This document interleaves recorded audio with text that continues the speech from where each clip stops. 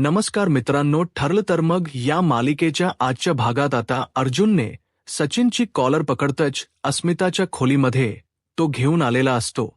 तर इकडे सायली अस्मिताला उठवत असते. अस्मिता, ताई, उठा उठा म्हणून अतिथीला आवाज देत असते.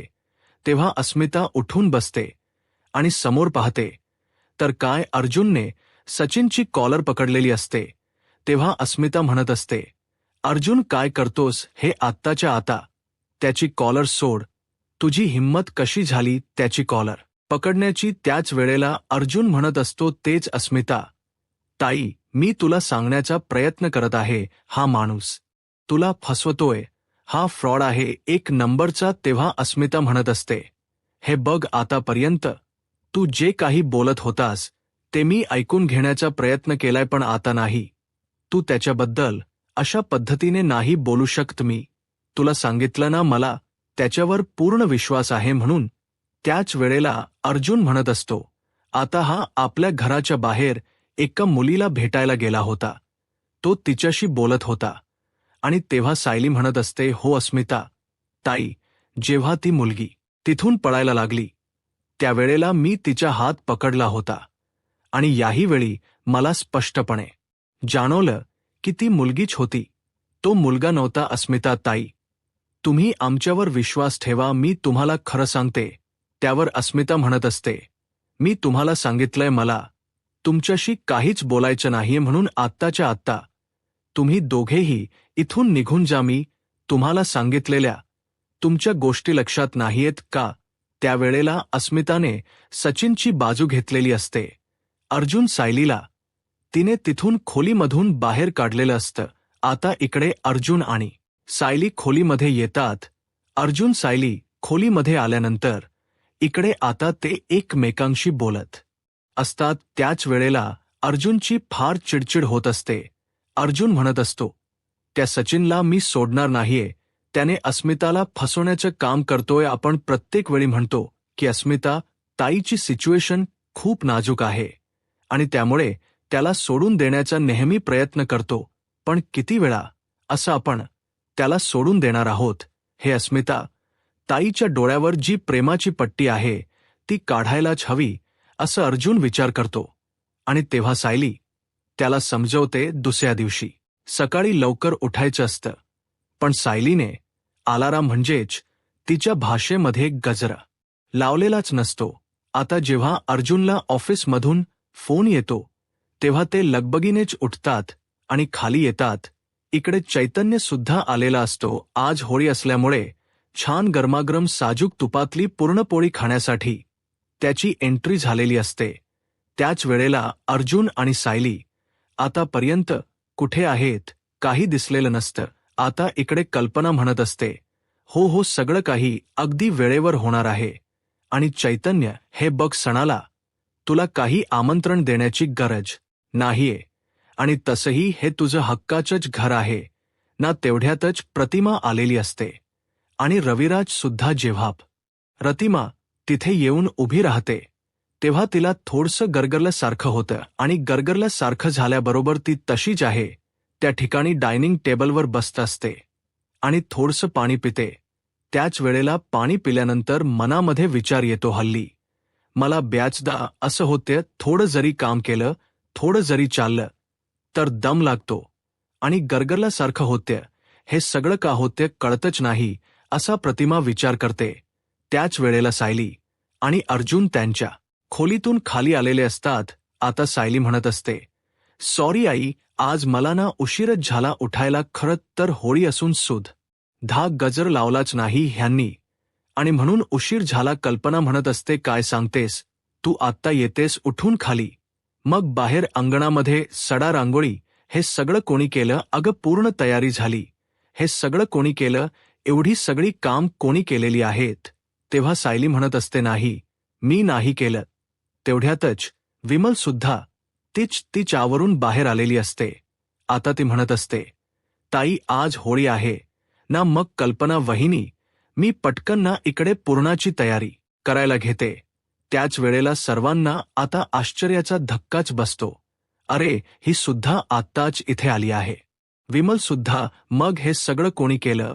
बाप रे बाप. तेवढ्यातच अश्विन येतो आणि अश्विन म्हणत असतो, तन्वी, तन्वी कुठे. तेवढ्यातच तन्वी बाहेरून येत असते. तन्वीच्या हातामध्ये इथे पूजेच ताट असतं आणि ती छान तयार होऊन आलेली असते. आता अश्विन म्हणत असतो, तन्वी, तू काय हे कुठे गेली होतीस. अरे अश्विन, असं काय करतोयस. तुळशीला पाणी घालण्यासाठी बाहेर गेले होते. तुम्ही सर्वजण असे माझ्याकडे का बघताय. अरे अरे, आज होळी आहे ना, म्हणून मी लवकर उठले, सडा रांगोळी केली, त्याचबरोबर पुरणाची तयारी सुद्धा करून ठेवली आणि म्हटलं चला आज तुळशीला पाणी घालावं. आज मी माझ्या हाताने पुरणपोळीचा नैवेद्य बनवणार आहे. हे सगळं काही ती बोलल्यानंतर सर्वांच्या चेहऱ्यावर हसू उमटलेलं असतं. आता इकडे कल्पना म्हणत असते, अरे बापरे, आज बहुतेक सूर्य ना पश्चिमेकडूनच उगवला आहे. त्याच वेळेला अश्विन प्रियाची बाजू घेतो आणि म्हणतो, ममा नेहमी सूर्य पूर्वेकडून उगवतो, पण तुम्हाला ना तन्वीने काही जरी केलं ना, त्या प्रत्येक गोष्टीमध्ये खोटच काढून घ्यायची असते. ती तुमच्या सर्वांसाठी एवढं सगळं काही करते, पण तिच्या करण्याची तुम्ही कोणाला काही किंमतच नाहीये. प्रत्येक वेळी तुम्ही तिला टॉट मारता किंवा तिच्या प्रत्येक वेळी जे काही करणं आहे ना ते हलक्यातच घेता. तेव्हा कल्पना म्हणत असते, अरे अश्विन, तसं नाही. आतापर्यंत ती कशी वागली ना त्यावरून हे अंदाज बांधले जातात. पण असो, आज मात्र तिला ही सुबुद्धी भेटली, त्यातच आनंद आहे. तेव्हा अश्विन म्हणत असतो, तन्वी, हे सगळं तू काही केलेस ना, त्यामुळे मला तर फारच आनंद झाला आहे. तेव्हा प्रिया म्हणत असते, हो अश्विन, आज होळी आहे ना, मग मी आता पटकन पुरणाची तयारी करून ठेवलेली आहे. बाकीचा सगळा स्वयंपाक मी करत आहे. पूर्णाजी, आणखी सुद्धा मला काही काम सांगायची असली तर ती तुम्ही सांगा. आज होळीचं नैवेद्य मी माझ्याच हाताने बनवणार. त्याच वेळेला पूर्णाजी म्हणत असतात, अजिबात नाही, तुला एवढ्या छान अशा पुरणपोळ्या करायला जमणार आहेत का, आणि होळीचं नैवेद्य तर तुला करायला जमणार आहे का. त्याच वेळेला प्रिया म्हणत असते, हो जमेल ना, का नाही जमणार, मी नक्कीच आवडीने करेल तो पुरणाचा सुद्धा नैवेद्य. आता इकडे पूर्णाजी नाही म्हणत असतात, पण तेवढ्यातच आता रविराज म्हणत असतात, आज तन्वीच हे वागणं थोडंसं विचित्रच आहे. तेव्हा सायली म्हणत असते, मी काय म्हणते, असू द्या ना, उगाचच नैवेद्याला तिला का नाही म्हणायचं. तिची जर इच्छा आहे नैवेद्य करण्याची तर आपण उगाचच एखाद्याला का आणि कशामुळे टोकायचं नको. तिला आपण टोकायला नको. तिची इच्छा आहे तर ते सगळं काही तिला करू द्या, असं सायली म्हणत असते. आता प्रियाला सायलीकडून आईतच सपोर्ट मिळालेला असतो आणि तिने नकळतपणे तिची बाजू घेतल्यामुळे तिला आनंद सुद्धा झालेला असतो. आता इकडे अर्जुन सायलीला म्हणत असतो, तुला बायको खरंच असं वाटतं का की ही बदलली असेल म्हणून. आणि त्याचबरोबर जेव्हापासून नागराज जेलमध्ये गेलाय तेव्हापासून इकडे ही नेहमी आपल्याला नागराजने घातलेल्या कोड्याचे उत्तर देते. बघितलंच ना, म्हणजे आता सुद्धा ही ह्या सगळ्या काही गोष्टी करायला घेते. मग आता असं वाटत नाही का की त्या कोड्याचे उत्तर इकडे प्रियाच असेल म्हणून. तेव्हा सायली म्हणत असते, बरोबर बोलताय तुम्ही, पण असो. आता इकडे कल्पना म्हणत असते, बरं मी काय म्हणते, मार्केटमधून काही वस्तू आणायच्या आहेत, काही सामान आणायचं आहे, ते सामान तुम्ही घेऊन येता का. त्यावर लगेच आता इकडे रविराज आणि जे काही प्रतापराव आहेत ते दोघेही म्हणत असतात, बरं ठीक आहे, जे काही सामान आहे ना त्याची यादी तुम्ही दोघी जणी करून द्या, म्हणजे आम्ही मार्केटमध्ये जाऊ. पण आता इकडे कल्पना म्हणत असते, पण मी काय म्हणते, आणखी अस्मिता खोलीच्या बाहेर आलीच नाहीये.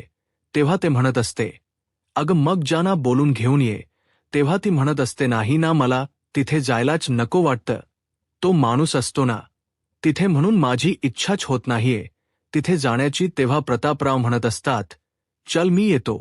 आता ऑलरेडीच सचिन अस्मिताला उठवत असतो आणि जेव्हा कल्पना येते तेव्हा ती म्हणत असते, काय झाले, आणखी तू उठली का नाहीयेस. अगं अस्मिता, उठ बाळा, किती उशीर झालाय, आज होळी आहे आणि होळीच्या वेळेला तू अशी झोपलेली आहेस. अस्मिता, अस्मिता उठ ना, काय झालंय, का उठत नाही.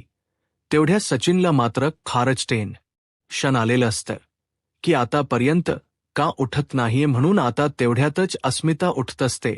खूप झोप लागलेली असते. इकडे प्रतापराव म्हणत असतात, अगं होळीच्या दिवशी सणादिवशी असं कोण झोपतं ग अस्मिता? अगं मम्मा मला कशी झोप लागली ना ते कळलंच नाही. मला सुद्धा. आणि तेव्हा ती म्हणत असते, अगं कदाचित ना तू जास्त गोळ्या वगैरे घेतेस ना संध्याकाळच्या म्हणून होत असेल. तेव्हा अस्मिता म्हणत असते नाही मम्मा मला आता संध्याकाळच्या गोळ्या वगैरे काहीच नाहीये. मग तू रात्री काही घेतलं होतंस का खाल्लं होतस का काही? तू त्याच वेळेला ती म्हणत असते नाही मी रात्री तर काहीच घेतलं नव्हतं फक्त मला इकडे सचिनने तेवढं दूध दिलं होतं प्यायला मी तेवढेच घेतलं. त्यावर प्रतापराव म्हणत असतात हे बघ सचिन आमच्या मुलीची काळजी आम्ही स्वतः घेऊ शकतो. तू उगाचच नाही त्या गोष्टी पुढे पुढे करत जाऊ नकोस आणि माझ्या मुलीला तू इकडे दूध आणि ह्या सगळ्या गोष्टी देण्याची काहीच गरज नाही समोर समजलं असं स्पष्टपणे. ते आता इथे बोलत असतात. आता किचनमध्ये प्रिया सायलीला म्हणत असते सायली ऐक ना मी इकडे पूर्ण पोळ्या बनवून घेऊ का? त्याच वेळेला आता इकडे सायली म्हणत असते बाकी सर्वच स्वयंपाक होऊ दे. मग सगळा स्वयंपाक झाला का मग तू पूर्ण पोळी बनव. आता प्रिया मनातच विचार करते नागराज काकांसाठी जो काही वकील इथे बघितलाय ना त्याला भेटण्याची हीच वेळ आहे. मला आता असं वाटतं की काही जरी झालं ना तरी सुद्धा त्याला जाऊन भेटावं. एकदा का त्याच्या यांच्याशी बोललं त्याला भेटलं ना तर मग बऱ्याच गोष्टी सॉल्व्ह होतील. आणि तसंही आता पूर्ण पोळ्या बनवण्यासाठी बराच वेळ आहे. मग माझं तोपर्यंत जाऊन सुद्धा येणं होईल. पण काहीतरी कारण आणि व्यवस्थित निमित्त सांगून जावं लागेल नाहीतर आतापर्यंत सकाळपासून केलेल्या सगळ्या काही मेहनतीवर पाणी फिरेल असा इकडे ती विचार करते. तर इकडे आता जी कल्पना आहे ती कल्पना सुमनला मार्केटमधून काय काय आणायचं त्या सर्व सामानांची यादी सांगत असते. तेवढ्यातच प्रिया तिथे येते आणि म्हणत असते पूर्णाई ऐक ना पूर्णाजी जर मार्केटमधून काही वस्तू आणायच्या असतील तर त्या मी आणू का? तेव्हा ती म्हणत असते मग मी बाबा असू द्या तुम्ही नका जाऊ मार्केटमध्ये एक काम करते मीच मार्केटमध्ये जाते आणि हे सगळं सामान घेऊन येते. त्याच वेळेला आता इकडे पूर्णाजी मनातच म्हणत असतात नाही नाही ही तन्वी एवढं कसं काय चांगलं वागू शकते. हिचा जर हा खोटा चेहरा सगळ्यांसमोर जर आणायचा असेल ना तर मग आता ही एकच वेळ आहे. ही एकच चांगली संधी आहे. काही जरी झालं ना तरी सुद्धा हिला आत्ताच हिच्या चेहऱ्यावरचा खोटा मुखवटा बाहेर काढला पाहिजे. ही खोट वागते हे तर नक्कीच आहे असं पूर्णा म्हणू लागतात. त्याच वेळेला ते आता म्हणत असतात अगं मी काय म्हणते तन्वी माझ्याकडे ना तुझ्यासाठी एक दुसरंच काम आहे. त्यावर ती म्हणत असते हा सांग ना पूर्णा आजी तू जे काही काम सांगशील ना ते मी करायला तयार आहे. त्याच वेळेला पूर्णाजी म्हणत असतात अगं आज संध्याकाळी आपल्याला होळी पेटवायची आहे. मग होळीसाठी आपल्याला शेणाच्या गव्या लागतात. कमीत कमी 5 तरी. मग त्या गव्या तू थाप. मार्केटमधून जायचं शेण आणायचं आणि आपल्या बाहेरच्या अंगणामध्ये शेण आणि गोमूत्र मिक्स करून गव्या थापायच्या. आता तन्वीचा चेहरा पारच पडलेला असतो. तेव्हा रविराज म्हणत असतात मला नाही वाटत तिच्या चेहऱ्याकडे बघून की ती हे सगळं काही करू शकते. पूर्ण आई बघा तिचा चेहरा कसा झालेला आहे. आता प्रिया विचार करू लागते बापरे काय काय करावं लागणार आहे मला कळतच नाही. आता मला ह्या गव्या सुद्धा थापाव्या लागणार आहेत का? त्याच वेळेला आता इकडे रविराज म्हटल्यानंतर ती त्यांच्याकडे रागानेच पाहत असते. तेव्हा पुन्हा एकदा स्वतःला सावरते आणि म्हणत असते पूर्ण असू द्या ना माझी काहीच हरकत नाहीये. पूर्णा तू सांगितलंस ना की इकडे मार्केटमधून शेण आणायचे आणि गव्या थापायच्या मी थापेल ना असं म्हणून आता प्रिया विचार करू लागते. त्याच निमित्ताने काही जरी झालं ना तरी सुद्धा त्या वकिलाला जाऊन भेटता येईल. आता विमल म्हणत असते पण लक्षात ठेवा मार्केटमधून शेण कुठे घ्यायचं ते म्हणजे कुठेही जाल किराणा दुकानात आणि म्हणाल द्या 5 किलो शेण. तसं नाही होत. गाईच्या म्हशीच्या गोठ्यामध्ये जाऊनच शेण आणावं लागतं. दुसऱ्या बाजूला अर्जुन आणीत याच बरोबर चैतन्य त्यांचं ऑफिसचं काम करत असतात. त्यांचं ऑफिसचं काम करत असताना आता चैतन्य म्हणत असतो, या सगळ्या गोष्टींमध्ये आपण एक गोष्ट विसरतोय असं वाटत नाही का अर्जुन? त्याच वेळेला अर्जुन म्हणत असतो, कोणती गोष्ट विसरतोय ते काही कळतच नाही. त्याच वेळेला आता इकडे आपण साक्षी, ही साक्षी मोकाट बाहेर फिरते आणि तिच्याबद्दल आपण काहीच जाणून घेण्याचा किंवा शोधण्याचा प्रयत्न करत नाही असं वाटत नाहीये का तुला? त्याच वेळेला अर्जुन म्हणत असतो, तू अगदी बरोबर बोलतोयस आता. तर मला असं वाटतंय की आपण काही जरी झालं ना तरी सुद्धा साक्षीला इकडे महेशच्या घराच्या आजूबाजूलाच कुठेतरी शोधलं पाहिजे, जेणेकरून एकदा का ती हाती लागली. किंवा आपण एक काम करूया, सावंत इन्स्पेक्टरला सगळं काही डिटेलमध्ये सांगूया. त्यांना ह्या सगळ्या काही गोष्टी डिटेलमध्ये सांगितल्या ना, तर मग बऱ्याच गोष्टीला आपल्याला इकडे उलगडा होईल आणि त्यांना साक्षीबद्दल सुद्धा इकडे पुरावा मिळेल किंवा ते शोधू शकतील, असं अर्जुन आणि चैतन्याचं बोलणं असतं. त्याच वेळेला अर्जुन म्हणत असतो, पण आता एवढा मोठा जो काही आपल्या हाती लागलेला पुरावा आहे, म्हणजे साक्षी जिवंत असेल, याचा तो असा आपण विसरून चालणार नाही, असं ते बोलत असतात. तेवढ्यातच खाली सायलीने सर्वांसाठी नाश्ता बनवलेला असतो आणि त्यानंतर ती स्वयंपाकाची तयारी करणार असते. इकडे अर्जुन आणि चैतन्य त्याच केस संदर्भामध्ये डिस्कस करत असतात. अर्जुन म्हणत असतो, आता काही जरी झालं ना तरी सुद्धा साक्षीला सर्वांसमोर आणणं हे गरजेचं आहे. तेवढ्यात सायली म्हणत असते, काय म्हणताय तुम्ही? कोणाला सर्वांसमोर आणणं गरजेचं आहे? आता अर्जुन आणि चैतन्य अगदीच सावधपणाचा आव आणतात आणि काहीच न झाल्यासारखं दाखवतात, कारण ही गोष्ट सायलीपासून ह्या दोघांनी सुद्धा लपून ठेवलेली असते की साक्षी जिवंत आहे आणि त्यांनी तिला पाहिलेलं आहे आणि महिप्त बरोबर डील केलेली आहे. आता सायली या दोघांसाठी नाश्ता घेऊन आलेली असते आणि म्हणत असते, तुम्ही पटकन नाश्ता खाऊन घ्या आता. चैतन्य आणि लगेचच अर्जुन ते नाश्ता घेतात. तेव्हा अर्जुन म्हणत असतो, बायको बस ना, तू कुठे चाललीस? तेव्हा सायली म्हणते, असं काय करताय, आज होळीचा सण आहे, मग होळीच्या सणासाठी सगळं काही आवरायला नको का? त्यामुळे मला सगळं आवरायचं आहे, तुम्ही नाश्ता करा आता. अर्जुन म्हणत असतो, ताबडतोब आपल्याला ऑफिसला गेलं पाहिजे.